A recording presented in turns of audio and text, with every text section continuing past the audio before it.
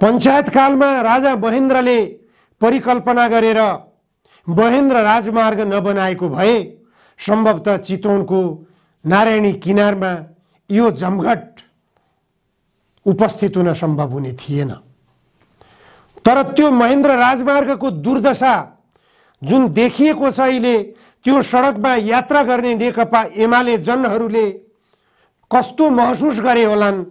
साँच्चै 3.5 वर्षसम्म नेकपा एमाले शासन गरेको सडकको दुर्दशा गराउनको लागि र पार्टीलाई सम्पन्न गराउनको लागि गरेकै रहेछ। सबैभन्दा महत्त्वपूर्ण कुरा, नेकपा एमालेको महाधिवेशनले एउटा ठुलो सन्देश दिएको छ। त्यो सन्देश, जति सक्छौ महाधिवेशनमा खर्च गर, लगानी गर, जति लगानी गर्न सकिन्छ लगानी गर, त्यो लगानी गर्नको निम्ति लुट मचाऊ, जति सक्छौ लुट, महाधिवेशनमा खर्च गर। महाधिवेशनमा गरिएको लगानी एउटा प्रदेशमा, यो 7वटा प्रदेशमध्ये एउटा प्रदेशमा मात्र भए पनि रासायनिक मलको उत्पादन गर्ने कारखाना खोल्न सकिएको भए कति राम्रो हुन्थ्यो, किसानहरूलाई कति राहत पुग्दथ्यो।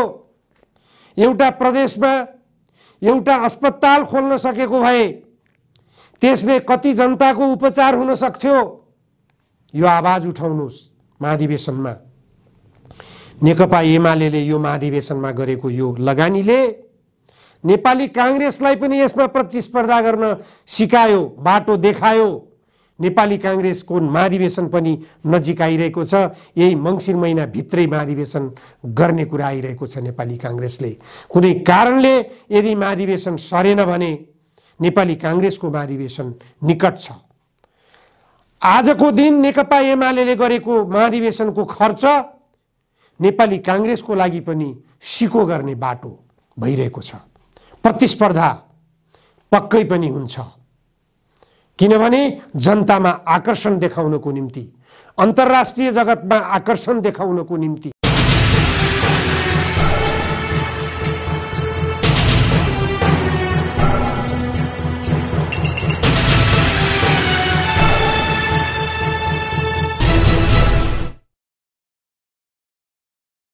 जनधारणा खबरको युट्युब च्यानलमा यहाँहरूलाई स्वागत छ। आजको जनचासोको 185 श्रृङ्खलामा म उपस्थित भएको छु। आज मैले नेकपा एमालेको चितवनमा हुन गइरहेको भव्य 10औं महाधिवेशन बारेमा चर्चा गर्नेछु। नेकपा एमालेले 10औं महाधिवेशनको समुद्घाटन आज सम्पन्न गरेको छ। पार्टीका अध्यक्ष केपी शर्मा ओलीले उक्त पार्टीको उद्घाटन गर्नुभयो र उद्घाटनलाई सम्बोधन पनि गरिसक्नु भएको छ। नेकपा एमालेको तामझाम देख्दाखेरि यो पैसो कहाँबाट आयो होला, सबैको मनमा जिज्ञासा पैदा भएको छ। 50 लाख रुपियाँ मञ्च सजावटमा खर्च भएको कुरा त्यस पार्टीका नेताहरूले नै आफै सार्वजनिक गरिरहेका छन्। एउटा महाधिवेशनको एउटा मञ्च निर्माण गर्न पनि 50 लाख रुपियाँ खर्च गर्नुपर्ने तपाईहरु कस्तो पुँजी, तपाईहरुलाई के टाउको दुख त हाम्रा कार्यकर्ताले तिर्छ। 50 लाख रुपियाँ त गएर तपाईले हस्पिटल बनाउन सक्नुहुन्थ्यो, स्कुल बनाउन सक्नुहुन्थ्यो, काई त खर्च गरो हो त। अनि तपाईहरुसित मागेर खर्च गरेछ, हाम्रा सदस्यले तिरेछ, हामीले पैसा तिरेका छौं, प्रत्येक श्रमिकले पैसा तिरेका छ। तपाईहरु चाहिँ एकदम श्रमिक, मजदुर, किसान वर्गको चाहिँ प्रतिनिधि पार्टी, तिनै मान्छे सदस्य छन्, तिनकै पैसाले बन्दैछ। तपाईहरुलाई के भन्नु? भनेपछि श्रमिकहरु धनी भएछन्। हामी श्रमिक त नेपाललाई निर्माण गर्न चाहन्छौं। 100 रुपैयाँ प्रत्येक सदस्यले तिर्दैछ त्यसका लागि। 50 लाख त्यसका निम्ति 10 करोड जम्मा हुँदैछ। 50 लाख के कुरा हो? एउटा मञ्चको 50 लाख। यसो गर्ने न, गर्छौं। अस्ति अधिवेशन गर्दाखेरि पनि झन्डै 5 करोड खर्च भयो। पुरै महाधिवेशनमा कति खर्च गर्नुहुन्छ? त्यही 8 7 8 देखि 8 करोड जति खर्च हुन्छ, 8 9 करोड खर्च हुन्छ। त्यही एजम्सन छ। बाफ रे, गर्छौं। टाउको दुखो महँगो भएन? टाउको रिङ्गटै लागिसक्यो मलाई त। 8 करोड फजाल्नु नि त समुद्रतिर गएर। कहाँ छ त यहाँ समुद्र? फजालले भयो नि त। जजलले त्यसमा ईर्ष्या लाएर टाउको यहाँ छ फजाल। नेपालमा समुद्रै छैन नि। समुद्र नभए कोशी छ, कर्णाली छ, गण्डकी छ, त्यहाँ गएर फजाल्नु नि त। नारायणीको तीर पनि तपाईँले कब्जा गरिदिनु हो। महाधिवेशनमा लगभग 8 देखि 10 करोडसम्म खर्च हुने उद्घोष पनि सगर्व गरिएको छ। सबैको मनमा प्रश्न उठ्नु स्वाभाविक हो। एउटा कम्युनिस्ट पार्टीसँग महाधिवेशन गर्नको निम्ति यत्रो धनराशि कहाँबाट आयो? पञ्चायतकालमा राजा महेन्द्रले परिकल्पना गरेर महेन्द्र राजमार्ग नबनाएको भए सम्भवतः चितवनको नारायणी किनारमा यो जमघट उपस्थित हुन सम्भव हुने थिएन। तर त्यो महेन्द्र राजमार्गको दुर्दशा जुन देखिएको छ अहिले, त्यो सडकमा यात्रा गर्ने नेकपा एमाले जनहरूले कस्तो महसुस गरे होलान्? साँच्चै 3.5 वर्षसम्म नेकपा एमाले शासन गरेको सडकको दुर्दशा गराउनको लागि र पार्टीलाई सम्पन्न गराउनको लागि गरेकै रहेछ। बुटोलदेखि नारायणगढसम्म आउने क्रममा त्यो सडकको दुर्दशा, ती भत्किएका पुलहरूको संरचना, यो सब अवस्थाले महाधिवेशन स्थलमा 50 लाख रुपियाँ खर्च गरेर सजाइएको मञ्चको के अर्थ रहन्छ, के महत्त्व रहन्छ? त्यो नेकपा एमालेका नेताहरूले के महसुस गरिरहेका होलान्, के सोचिरहेका होलान्, जनताको मनमा के उठिरहेको होला, कस्तो तरङ्ग पैदा भएको होला? बसमा झुन्डिएर विभिन्न जिल्लाबाट आएका जनता, जहाँ 5 लाख जनताको उपस्थिति गराइएको एमालेले दाबी गरिरहेको छ, एमालेको नेतृत्व पंक्तिले दाबी गरिरहेको छ। यत्रो खर्च, यत्रो तामझामका बीच सम्पन्न हुन गइरहेको नेकपा एमालेको महाधिवेशनको निष्कर्ष के त? नेकपा एमालेको सार्वभौम सत्ता केपी ओलीमा निहित हुनेछ। बस यो महाधिवेशनको निष्कर्ष यति हो। जनताको बहुदलीय जनवाद जिन्दाबादको ब्यानरमा सुरु भइरहेको महाधिवेशनको निष्कर्ष यही हुनेछ। सार्वभौम सत्ता केपी ओलीमा निहित। राजतन्त्र कालमा नेपालको सार्वभौम सत्ता श्री 5 मा निहित हुनेछ। नेपालको संविधानमा राजतन्त्रात्मक संविधानमा लेखिएको थियो नेपालको सार्वभौम सत्ता श्री 5 मा निहित हुनेछ। अब नेकपा एमालेको सार्वभौम सत्ता केपी ओलीमा सीमित हुनेछ। यो के हो? के सन्देश दिइरहेको छ? र यो सन्देश दूरगामी महत्त्वको हुनेछ। यो सन्देशले नेकपा एमाले भित्र केपी ओलीको प्राधिकार कायम गर्नेछ। तर नेकपा एमाले केपी ओली पछि मृत्यु अवश्यम्भावी छ। प्रत्येक व्यक्ति जन्मेपछि मर्नुपर्छ। केपी ओलीले पनि एक दिन मृत्यु वरण गर्नै पर्दछ। उहाँ पनि दीर्घजीवी अवश्य पनि हुनुहुने छैन। तर केपी ओलीको शेषपछि नेकपा एमालेको प्राधिकार को? यो प्रश्न निकै जटिल रूपमा नेकपा एमाले भित्र सुरु भइरहेको छ। तर 3.5 वर्षसम्म 2/3 नजिक बहुमतको सरकारको नेतृत्व गरेको र राष्ट्रलाई दोहन गरेको नेकपा एमालेको नेतृत्व पंक्ति, उससँग प्रशस्त पैसा छ, उससँग अथाह धन छ भन्ने कुरा महाधिवेशनमा गरिएको खर्चले, यो महाधिवेशनमा गरिएको लगानीले स्पष्ट गरिएको छ। जतिसुकै तामझाम देखाइए पनि त्यसको अर्थ त्यति हो, नेकपा एमालेसँग ठुलो धनराशि छ। नेकपा एमाले सम्पन्न पार्टी हो, निकै धन भएको, निकै पैसा भएको पार्टी हो। यही सन्देश यो महाधिवेशनले दिएको छ। यो बाहेक अरू केही पनि सन्देश यो महाधिवेशनबाट सार्वजनिक हुने आशा गर्न सकिने अवस्था छैन। नेकपा एमालेले यस महाधिवेशनबाट लिम्पियाधुरा, लिपुलेक र कालापानी भारतको कब्जामा किन छोडियो भनेर प्रश्न उठाउला आफ्नो नेतृत्वसँग? आशा गर्ने ठाउँ छैन। किनभने केपी ओलीले जे बोल्नुहुनेछ त्यो नै एमालेको नीति हुनेछ। एमालेको नीति केपी ओलीको आवाज, केपी ओलीको बोली, केपी ओलीको बोली नेकपा एमालेको नीति। यसले दिने परिणाम यही हो। सर्वाधिक भ्रष्ट मुलुकको रूपमा, एसियाली मुलुकहरूमै सबैभन्दा भ्रष्ट मुलुकको रूपमा, सबैभन्दा भ्रष्ट सरकारको रूपमा केपी ओली नेतृत्वको सरकार कलङ्कित बन्यो। ट्रान्सपरेन्सी इन्टरनेसनलले प्रतिवेदनमै लेख्यो, त्यसको जवाब के दिन सक्यो नेकपा एमालेको नेतृत्वको सरकारले? अहिले महाधिवेशनमा नेकपा एमालेको नेतृत्वसँग यो विषयमा महाधिवेशनका प्रतिनिधिहरूले आवाज उठाउन सक्लान्? जनताको बहुदलीय जनवादको विचार प्रवाह गर्ने मदन भण्डारीको देशभक्ति अडान टनकपुर सम्झौतामा उहाँले 8 घण्टासम्म संसदको रोस्ट्रम घेराउ गरेर संसद अवरुद्ध गरेर टनकपुर सन्धिलाई खारेज गराउन सफलता हासिल गर्नुभएको थियो। 25 वर्ष भयो यिनै केपी ओलीले गर्दा महाकाली सन्धि भएको थियो। महाकाली सन्धिका सूत्रधार प्रधानमन्त्री शेरबहादुर देउवा हुनुहुन्छ।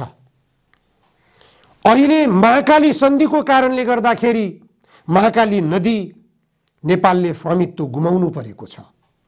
त्यही भारतलाई माथिल्लो कर्णाली जिम्मा दिएको छ। जीएमआर कम्पनीको नाममा भारतीय कम्पनी हो त्यो जीएमआर कम्पनीले माथिल्लो कर्णालीमा लगानी गर्न नसकिएको भन्दै लगानी खोज्नका निम्ति समयावधि थप गर्दै लगिरहेको छ।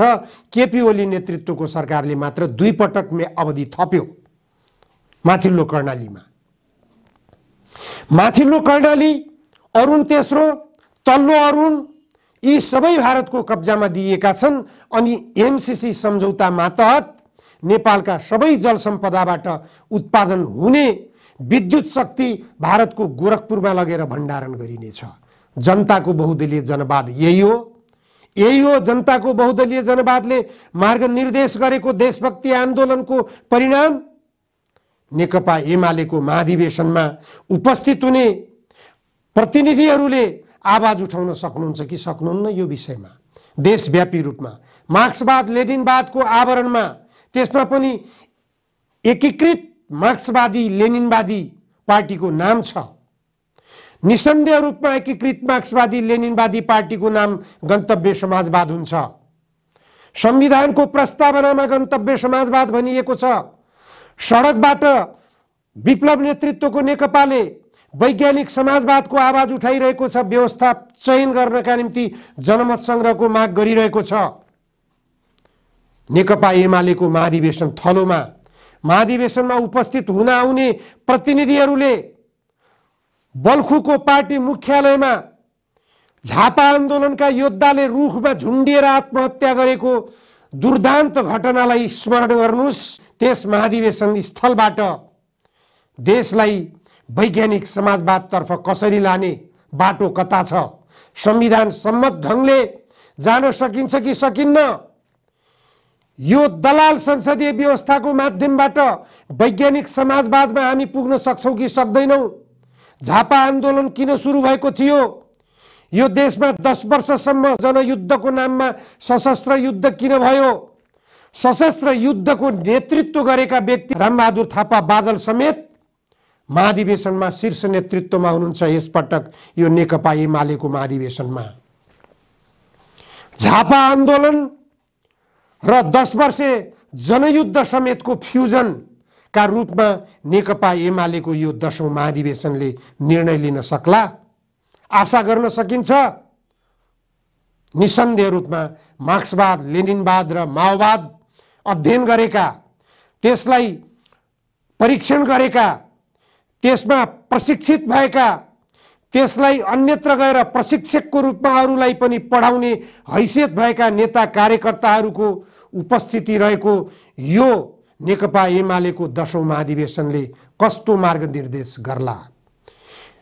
केपी ओलीलाई पनि मार्क्सवादी लेनिनवादी ट्र्याकमा लैजाला कि त्यो लाइनमा उभ्याउला कि जनताको बहुदलीय जनवादको आवरणमा राष्ट्रघात गर्ने केपी ओलीका हिजोका गतिविधिलाई अनुमोदन गरेर अगाडि बढ्ला?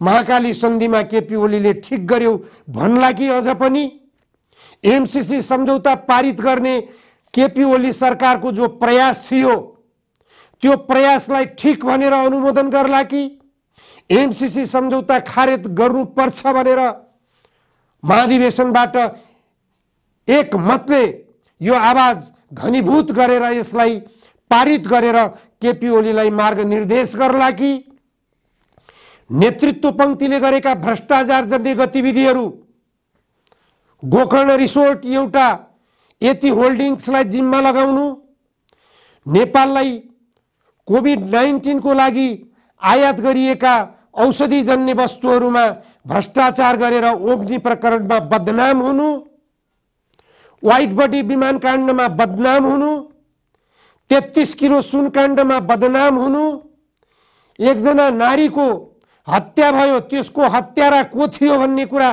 पत्ता लगाउन सफल नहुनु, यस्ता तमाम खालका भ्रष्टाचार जन्य गतिविधिहरूमा केपी ओली नेतृत्वको सरकारले कुख्याति कमाएको छ, जुन कुख्यातिका कारणबाट नेपाल राष्ट्रको बेइज्जती भएको छ। त्यसको निम्ति आवाज उठाउने कि नउठाउने महाधिवेशनमा, कि ल्याप्चे लगाइदिने? केपी ओलीले जे जति भ्रष्टाचारका काम गर्नुभयो, ईश्वर पोखरेलले जे जति भ्रष्टाचारका काम गर्नुभयो, शंकर पोखरेलले जे जति लुम्बिनी प्रदेशको मुख्यमन्त्रीको हैसियतबाट जे जति भ्रष्टाचारका काम गर्नुभयो, ठिकै गर्नुभयो भनेर अनुमोदन गरिदिने कि आवाज उठाउने, उहाँहरूलाई सही ट्र्याकमा लाग्न बाध्य गराउने? यसतर्फ महाधिवेशनमा उपस्थित भएका प्रतिनिधिहरूले अवश्य पनि नेताहरूलाई खबरदारी गर्नेछन्, नेताहरूलाई सत्मार्गमा लाग्न प्रेरित गर्नेछन्। महाधिवेशन भनेको प्रत्येक महाधिवेशन प्रतिनिधिहरूले विचार पोख्ने थलो हो। यही थलोबाट मात्र महाधिवेशन प्रतिनिधिहरूले विचार पोख्न पाउने हुन्छ। यही थलोमा नेताहरूको आलोचना गर्ने अधिकार हुन्छ महाधिवेशन प्रतिनिधिहरूलाई। यही थलोबाट पार्टीले कस्तो खालको लाइन लिने, कस्तो खालको दृष्टिकोण लिने, कस्तो कार्यनीति अपनाउने, कस्तो रणनीति अपनाउने, यही महाधिवेशनको थलोबाट निर्णय गरिन्छ। त्यसकारण महाधिवेशन प्रतिनिधिहरूसँग धेरै ठुलो अधिकार हुन्छ भन्ने कुरा यति बेला हेक्का राख्नु पर्दछ। 3.5 वर्षसम्म केपी ओलीले सरकार सञ्चालन गर्ने बेलामा जुन अवैधानिक गतिविधि गरे, एउटा कम्युनिस्ट पार्टीलाई प्रतिबन्ध लगाउने काम गरे, त्यो ठिक गरे कि बेठिक गरे? महाधिवेशनमा प्रश्नको उत्तर खोज्नुस्। त्यो पार्टीसँग सहमति गर्ने बेला 3 बुँदे सहमति गरियो, त्यो सहमति कार्यान्वयन गर्न किन ढिलाइ गरियो, किन गरिएन कार्यान्वयन? अहिले शेरबहादुर देउवाको नेतृत्वले त्यो सहमतिलाई कार्यान्वयन गर्न विलम्ब गरिरहेको छ। सहमति गर्ने केपी ओलीको नेतृत्वको सरकारको जिम्मेवारी हो कि होइन त्यसलाई कार्यान्वयन गराउने? प्रमुख प्रतिपक्षीको हैसियतबाट त्यसमा दबाव सिर्जना गर्ने जिम्मेवारी उसको हो कि होइन? एउटा कम्युनिस्ट पार्टीलाई, कुनै पनि राजनीतिक पार्टीलाई प्रतिबन्ध लगाउन पाइने छैन भनेर संविधानमा व्यवस्था गरिएको छ। तर केपी ओली नेतृत्वको सरकारले 3 वर्षसम्म विप्लव नेतृत्वको नेकपालाई प्रतिबन्ध लगाएर दर्जनौं युवाहरूलाई हत्या गर्यो र विप्लव नेतृत्वको नेकपालाई पनि त्यही मार्गमा घचेट्ने प्रयास गर्यो। त्यो ठिक गर्यो कि बेठिक गर्यो सरकारले? त्यो यो महाधिवेशनले लेखाजोखा गर्न सक्छ कि सक्दैन? सबैभन्दा महत्त्वपूर्ण कुरा, नेकपा एमालेको महाधिवेशनले एउटा ठुलो सन्देश दिएको छ। त्यो सन्देश, जति सक्छौ महाधिवेशनमा खर्च गर, लगानी गर, जति लगानी गर्न सकिन्छ लगानी गर, त्यो लगानी गर्नको निम्ति लुट मचाऊ, जति सक्छौ लुट, महाधिवेशनमा खर्च गर। महाधिवेशनमा गरिएको लगानी एउटा प्रदेशमा, यो 7वटा प्रदेशमध्ये एउटा प्रदेशमा मात्र भए पनि रासायनिक मलको उत्पादन गर्ने कारखाना खोल्न सकिएको भए कति राम्रो हुन्थ्यो, किसानहरूलाई कति राहत पुग्दथ्यो। एउटा प्रदेशमा एउटा अस्पताल खोल्न सकेको भए त्यसले कति जनताको उपचार हुन सक्थ्यो। यो आवाज उठाउनुस् महाधिवेशनमा। नेकपा एमालेले यो महाधिवेशनमा गरेको यो लगानीले नेपाली कांग्रेसलाई पनि यसमा प्रतिस्पर्धा गर्न सिकायो, बाटो देखायो। नेपाली कांग्रेसको महाधिवेशन पनि नजिक आइरहेको छ। यही मंसिर महिना भित्रै महाधिवेशन गर्ने कुरा आइरहेको छ। नेपाली कांग्रेसले कुनै कारणले यदि महाधिवेशन सरेन भने नेपाली कांग्रेसको महाधिवेशन निकट छ। आजको दिन नेकपा एमालेले गरेको महाधिवेशनको खर्च नेपाली कांग्रेसको लागि पनि सिको गर्ने बाटो भइरहेको छ। प्रतिस्पर्धा पक्कै पनि हुन्छ। किनभने जनतामा आकर्षण देखाउनको निम्ति, अन्तर्राष्ट्रिय जगतमा आकर्षण देखाउनको निम्ति लगानीमा प्रतिस्पर्धा हुन थाल्यो। नेकपा माओवादी केन्द्रले यही सिको गर्नेछ। केपी ओली भन्दा म के कम, केपी ओलीको भन्दा भव्य सजावट, केपी ओलीले 50 लाख गर्यो म 1 करोडको मञ्च सजावट गर्छु। प्रचण्डले पक्कै पनि त्यो घमण्ड देखाउन खोज्ने छन्। चितवनमा त्यसमा पनि रामबहादुर थापा बादललाई काउन्टर दिन, केपी ओलीलाई काउन्टर दिन प्रचण्डको त्यो प्रतिस्पर्धा हुनेछ। त्यसै गरी नेकपा एकीकृत समाजवादीका माधव नेपालले पनि त्यही प्रतिस्पर्धा गर्नेछन्। केपी ओली भन्दा म के कम, केपी ओलीले 50 लाख मात्र गर्यो, मैले त 2 करोड गरेर देखाइदिन्छु, केपी ओलीको भन्दा 10औं गुणा भव्य मञ्च सजाएर देखाइदिन्छु भन्लान्। देश कता जाँदैछ? देश आर्थिक प्रतिस्पर्धामा जाँदैछ, देखावटी प्रतिस्पर्धामा जाँदैछ। देश हितको प्रतिस्पर्धामा गइरहेको छैन। देश जनहितको प्रतिस्पर्धामा गइरहेको छैन। एमसीसी सम्झौता जस्तो राष्ट्रघाती सम्झौता नेपालमा आउन खोजिरहेको छ। जबरजस्ती अमेरिकाले लदाउन खोजिरहेको छ। यो एमसीसी सम्झौताको अध्ययन कार्यदलमा संयोजकको हैसियतले बसेर काम गरेका झलनाथले के भन्नुहुन्छ?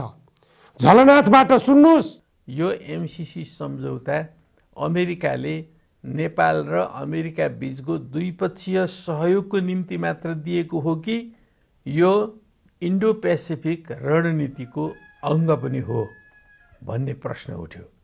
यो प्रश्नमा स्वयं अमेरिकी नेताहरूले एक पटक होइन विभिन्न पटक यो इन्डो पेसिफिक स्ट्राटेजीको अङ्ग हो भनेर उनीहरूले आफैले भनेका छन्। हामीले भनेको कुरा होइन यो, उनीहरू आफैले भनेका छन्। त्यो उनीहरूले आफै भनेपछि नेपाल त 2टा विशाल छिमेकीहरूको बिचमा रहेको देश हो। हाम्रो सिद्धान्त भनेको असंलग्न परराष्ट्र नीति छ। हामी कसैसँग पनि संलग्न भएर जाँदैनौँ। यदि आइपिएसको अङ्ग हो भने त नेपालको परराष्ट्र नीतिका पनि विरुद्ध हुन्छ, त्यो नेपालको असंलग्नताको नीतिको पनि विरुद्ध हुन्छ। त्यो कारणले यो आइपिएसको अङ्ग हो भने हामीलाई गाह्रो पर्छ। हामी नेपाल चाहिँ कुनै पनि बेलामा कुनै पनि अवस्थामा संसारमा जुन प्रकारको शक्ति सङ्घर्ष देखा पर्ने गर्छ, हामी त्यो शक्ति सङ्घर्षमा छैनौँ। नेपाल स्वतन्त्र रहन्छ, स्वतन्त्र ढङ्गले आफ्नो गर्छ भन्ने खालको कुरा थियो। त्यो कुरो भएन। नम्बर 1 मा यो। नम्बर 2 मा यो सम्झौताभित्र विभिन्न यस्ता प्रावधानहरू छन् जुन प्रावधानहरू हाम्रो निम्ति आपत्तिजनक छन्। हाम्रो निम्ति आपत्तिजनक छन् र नेपालको स्वतन्त्रता, नेपालको सार्वभौम सत्ता, नेपालको अखण्डतामाथि प्रश्न उठ्ने खालका चिजहरू रहेका छन्। कार्यदलले नेपाल र अमेरिका बीचमा भएको यो सम्झौताका सन्दर्भमा अमेरिकी नेताहरूले किन त्यसो भनेका? यो इन्डो पेसिफिक स्ट्राटेजीकै अङ्ग हो, त्यसकै अङ्ग हो भनेर उनीहरूले नै भने। त्यो उनीहरूले भनेको कारणले यो सम्झौतालाई विवादास्पद बनाए। हामी यो बारेमा स्पष्टीकरण चाहन्छौँ। यदि यो इन्डो पेसिफिक स्ट्राटेजीको अङ्ग होइन भने नेपाल र अमेरिका बीचमा हुने सहमति सम्झौतालाई हामीलाई कुनै आपत्तिको कुरा हुँदैन। तर त्यसको अङ्ग हो भने हामी त्यसमा संलग्न हुन गाह्रो हुन्छ। यो नेपालको परराष्ट्र नीतिका विरुद्ध छ। नेपालले जुन राष्ट्रिय मान्यता लिएर अगाडि बढिरहेको छ त्यो राष्ट्रिय मान्यताका विपरीत हुन्छ। सम्झौता 5 वर्षको लागि हो, तर 5 वर्षको लागि भने पनि कतिपय प्रावधानहरू यसमा जुन छन् 7-8वटा प्रावधानहरू चाहिँ यो सम्झौता 5 वर्ष लागू भइसकेपछि पनि कार्यान्वयन भइरहनेछन् भन्ने जस्ता वाक्यांशहरू पनि त्यहाँ छन्। यस्ता कुरामा स्पष्ट हुनुपर्छ। हाम्रो देशमा आपत्ति हो, किन परिश्रम रहनुपर्ने? त्यस्तै ट्रान्समिसन लाइन बनाउनुको लागि जुन जग्गा अधिग्रहण गरिन्छ त्यो जग्गा एमसिसीको मातहतमा रहन्छ र एमसिसीको मातहतमा अहिले मात्रै होइन भविष्यसम्म पनि रहने भन्ने ढङ्गका प्रावधानहरू त्यसमा रहेका छन्। भविष्यसम्म किन रहनुपर्ने एमसिसीको मातहतमा? एमसिसी सकिएपछि त सबै कुरा सिद्धिगयो भने जम्मै कुरा नेपालको मातहत आइहाल्छ। यसै पनि त यस्ता प्रावधानहरू त्यहाँभित्र रहेका छन्। कतिपय कुरा नेपालको कानुनभन्दा अमेरिकाको कानुन चाहिँ माथि रहने कुरा छन्, जबकि नेपाल र अमेरिका बराबर हुन् र हाम्रो कानुन, हाम्रो सम्झौता लागू गर्ने सिलसिलामा त हाम्रा कानुनहरू लागू हुनु पर्यो नि। त्यस्तो छ। त्यति मात्रै होइन, एमसिसीले सबै कुराको निर्णय गर्ने भनेको छ। नेपाल सरकारको चाहिँ भूमिका नरहने, तर एमसिसीको चाहिँ भूमिका रहने। सबै कुरा, सबै जसो त्यहाँ कर्मचारी नियुक्ति इत्यादिदेखि लिएर यहाँसम्म कि कर्मचारी जो त्यहाँ नियुक्त गरिन्छ तिनीहरूको नागरिकता पनि सोध्न नपाइने गरिएको छ। र त्यो नागरिकता सोध्न किन नपाइने गरेको आफैमा आश्चर्य लाग्दो कुरा छ। यस्ता प्रावधान छन् दशरथजी, त्यो कारणले गर्दा हामीलाई आपत्ति लागेको छ। यस्ता प्रावधानहरू, यो प्रावधान हटाइनुपर्छ, यसमा सुधार गरिनुपर्छ र सुधार गरेर मात्रै यो कुरा लागू गर्नुपर्छ। एमसिसी सम्झौताको वास्तविक रूप त्यहाँनिर छ। लामो समय खर्च गरेर झलनाथ खनालले एमसिसीको अध्ययन गर्नुभएको हो। एमसिसी सम्झौतामा लेखिएका प्रावधानहरू राष्ट्रहितमा छैनन् भन्ने कुरा एकपटक यो देशको प्रधानमन्त्री भइसकेको व्यक्तित्वले बोलिरहेको छ। यो विषयलाई नेकपा एमालेको सम्पत्तिको रूपमा यो प्रतिवेदन छ। यो महाधिवेशनमा आवाज उठाउनुहोस्। महाधिवेशन प्रतिनिधिहरूले यो विषयमा बोल्न जरुरी छ। प्रतिवेदन कहाँ गयो? प्रतिवेदन महाधिवेशनमा सार्वजनिक गरियोस्। त्यो प्रतिवेदनमा लेखिएका बुँदाहरू ठिक हुन् कि एमसिसी सम्झौतामा लेखिएका कुराहरू ठिक हुन्? प्रतिवेदनमा सुझाव दिइएको छ चित्त नबुझेका कुराहरू यिनी हुन्। यी विषयहरूमा अमेरिकासँग सोध्नु पर्दछ। उनीहरूको आशय स्पष्ट गराउन जरुरी छ। यी विषयहरू संशोधन गराउनु जरुरी छ। त्यही प्रतिवेदनलाई नै आधार बनाएर अहिले बनेको गठबन्धन सरकारका अर्थमन्त्रीले अमेरिकालाई पत्राचार गरे। एमसिसी सम्झौतामा लेखिएका तफसिलका बुँदाहरू के हुन् यिनी बुँदाहरू भनेर स्पष्टीकरण माग्यो। स्पष्टीकरणमा चित्त बुझ्दो जवाफ आएको छैन। स्पष्टीकरणको 6औं नम्बरमा जवाब दिएको छ एकपटक सम्झौता भइसकेको हुनाले त्यसमा संशोधन हुन सक्दैन भनेर जवाब दिएको छ। झलनाथ खनाल भन्नुहुन्छ सन् 1950 मा भएको नेपाल र भारत बीचको शान्ति तथा मैत्री सन्धिमा समेत समयानुकूल परिमार्जन गरौं भनेर सहमति भइरहेको छ। अहिले लागू नै हुन नसकेको संसदबाट अनुमोदन गरिनुपर्छ भनेर लेखिएको सम्झौता जो संसदबाट अनुमोदन भएको छैन, त्यस्तो सम्झौतामा चित्त नबुझेका बुँदाहरू संशोधन गरौं भन्दा संशोधन गर्ने प्रावधान छैन भनिनु कति उपयुक्त हो? यसमा अमेरिकाको दुराशय लुकेको छैन भनेर कसरी भन्ने? अमेरिकाको युद्ध उन्मादी नीति, त्यहाँ युद्ध उन्मादी दिमाग आइरहेको छैन भनेर कसरी भन्ने? अमेरिकाले नेपालको जलसम्पदा कब्जा गरेर भारतलाई बुझाउन खोजेको छ भन्ने कुरा किन नबुझ्ने हामीले त्यसबाट? होइन भने यी आपत्तिजनक बुँदाहरू सच्याउन अमेरिकालाई किन आपत्ति? नेपालको संविधान र कानुनभन्दा माथि एमसिसी सम्झौताका शर्तहरू हुने छैनन् भनेर त्यो सम्झौतामा लेख्न अमेरिकालाई किन आपत्ति? त्यसकारण यो एमसिसी सम्झौता ठिक छ कि छैन महाधिवेशनमा छलफल गर्नुस्, सत्मार्ग देखाउनुस्, यो विषयमा प्रतिस्पर्धा गर्नुस्, देशभक्तिमा प्रतिस्पर्धा गर्नुस्। नेकपा एमालेले यस्तो देशभक्ति लाइन पास गरोस्, यस्तो जनहितकारी लाइन पास गरोस्, यस्तो मार्क्सवाद लेनिनवाद सम्मत समाजवादको गन्तव्य निर्धारण हुने राजनीतिक कार्यदिशा पास गरोस्, जुन कार्यदिशाले नेपाली कांग्रेसलाई पनि घचघच्याओस्, नेपाली कांग्रेसलाई पनि प्रतिस्पर्धा गर्न जाँगर लागोस्, प्रचण्डलाई पनि त्यही प्रतिस्पर्धा गर्न बाध्यता होस्, माधव नेपाललाई पनि त्यही प्रतिस्पर्धामा जान बाध्यता होस्, विप्लवलाई पनि त्यही प्रतिस्पर्धा अनुसरण गर्न बाध्यता होस्, जनता समाजवादी पार्टीलाई पनि त्यही प्रतिस्पर्धामा जान बाध्यता होस्। देश नेकपा एमालेमय हुनेछ। नेकपा एमालेमय बनाउनु छ भने नेकपा एमाले 2/3 बहुमत प्राप्त गर्नु छ भने भोलि फेरि नेकपा एमाले नेपालको 2/3 बहुमतको सरकारको नेतृत्व गर्ने यदि चाहना छ भने देशको हितमा कार्यदिशा तय होस्, जनताको हितमा कार्यदिशा तय होस्, एमसीसी सम्झौता जस्ता राष्ट्रघाती सम्झौता खारेज गर्ने नीति पारित गरियोस्।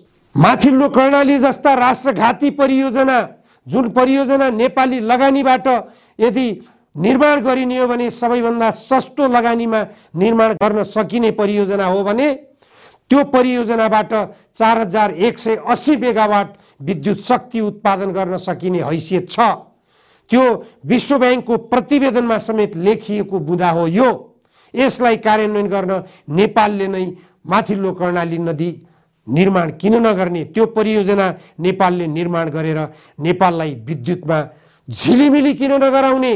माथिल्लो कर्णाली परियोजनाबाट उत्पादित विद्युत शक्तिबाट नेपालमा औद्योगिकरणको लहर सृजना किन नगर्ने? नेपालमा रोजगारीको सृजना किन नगर्ने? विदेशिएका 80 लाख नेपाली युवाहरूलाई नेपालमै रोजगारी सृजना गरेर नेपालमा किन नबोलाउने? किन उनीहरूलाई नेपाल आउने वातावरण सृजना नगर्ने? महाधिवेशनले मार्गनिर्देश गर्न सक्ला। नेकपा एमालेको महाधिवेशनबाट यस्तो अपेक्षा गर्ने कि नगर्ने? यदि महाधिवेशन प्रतिनिधिहरूले दृढता लिने हो, यो दीर्घकालीन सोचका आधारमा यदि महाधिवेशनलाई मार्गनिर्देश गर्न चाहने हो भने निश्चित रूपमा गर्न सकिन्छ। सबै राजनीतिक पार्टीहरूलाई मार्गदर्शन हुने गरिकन नीति र कार्यक्रमहरू पारित गर्न सकिन्छ। अन्यथा एमसीसी सम्झौताबाट प्राप्त गरेको सम्पत्ति महाधिवेशनमा तामझाम देखाएर खर्च गरेर केपी ओलीले देशलाई अमेरिकाको बन्दकी बनाएर आफ्नो महाधिवेशनमा लगानी जुटाएका रहेछन् भन्ने कुरा प्रमाणित हुनेछ। यस्तो गलत प्रचार जान नपाउने गरी महाधिवेशनका प्रतिनिधिहरूले नेकपा एमालेलाई सत्मार्गमा, नेकपा एमालेलाई मदन भण्डारीको देशभक्ति अभियानमा डोर्याउन सक्नु पर्दछ। हस्, आजलाई यति मात्र। धन्यवाद।